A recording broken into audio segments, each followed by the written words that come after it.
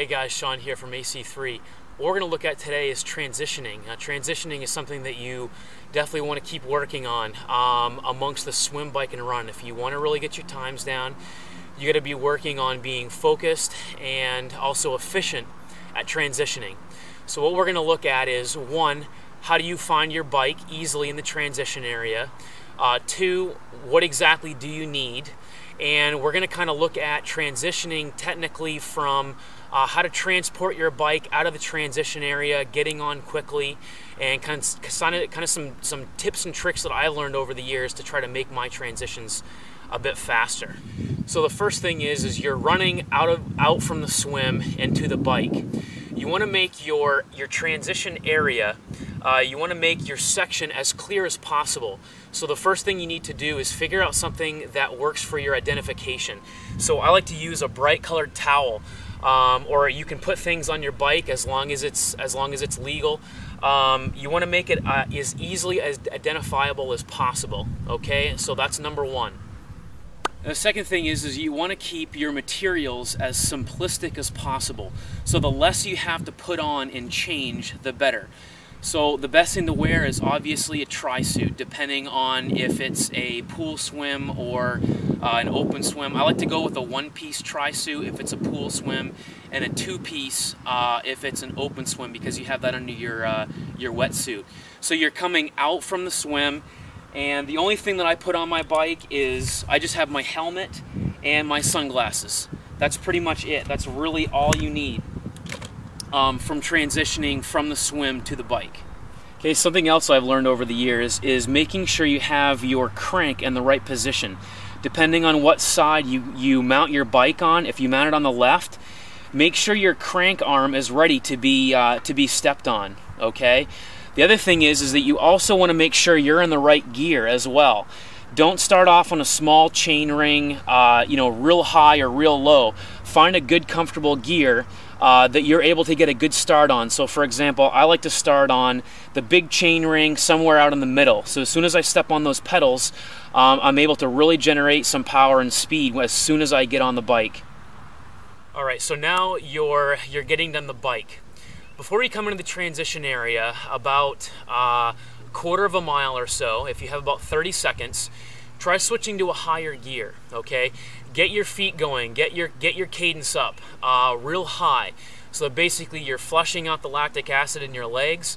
You're able to make a much better turnover. Turnover meaning your cadence in the run. You're gonna have a much faster or more improved cadence in your run if you end your bike with a high cadence. So really get your legs going, okay? So you're coming into the transition area. One thing that we're going to cover in a second is how to run with your bike. That's something we're going to go over real quick as well.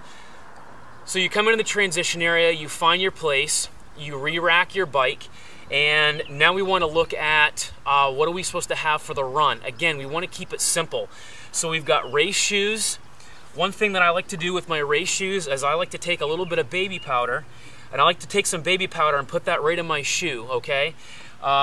If your feet are sweaty, they're gonna slip much better into the shoe as opposed to if they're dry, okay? So I've got my shoes, I've got my race belt, and I've also have some sort of headgear. Whether you might not want to go with headgear, you can wear a visor, you can wear a hat, whatever you prefer, okay? Now if it's an open swim, what you can do is you can save the trouble of wearing and putting on your number and your race belt. You can wear it under your wetsuit, okay? That's obviously not going to cause you any drag. So this is something that you can wear under your wetsuit if it is an open swim, okay? You can put this on the before the bike as well. Again, it's whatever you prefer. All right, so here's our mount-dismount line. Hope you guys can see that. So what we want to work on first is learning how to run with our bike. A lot of people like to have their hand on the headset. Other people like to run on the saddle. I like to use the saddle. So the first thing you can practice is kind of running with your bike, okay? So you're coming down. You got to stop, grab your bike. Now I'll show you again how to use shoes when they're already clipped in, okay?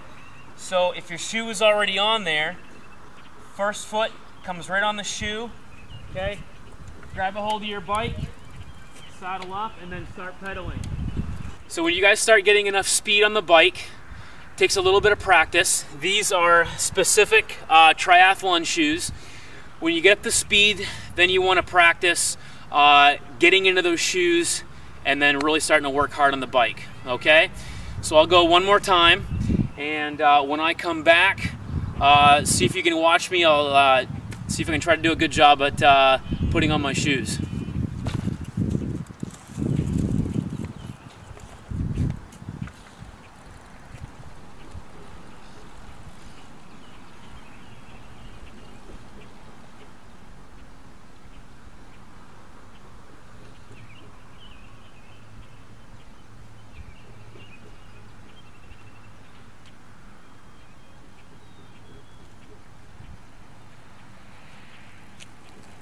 And off we go.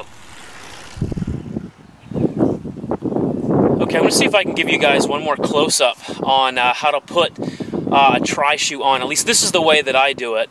I guess you can try a couple different ways. But what I like to do when I'm pedaling is my foot will be right on the shoe, okay? As I'm in this position, moving forward on the bike, basically what I'll do is I'll take the toe, or this part right here, the tongue, I'll slide my foot in. Maybe sometimes I'll grab the back, slide it in, and then just use that strap, okay? That's pretty much how I do it. When I'm coming off, I'll just unstrap, loosen up, pull this down.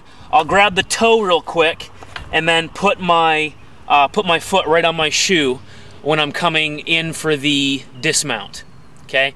So let's go through that real quick.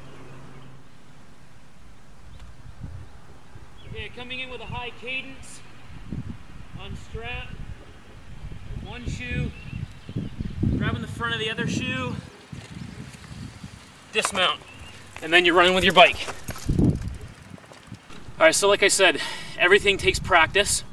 Not everything works the same way for every person. So you may have to tweak a few things, but as long as you practice those things, you will get faster in the transition area.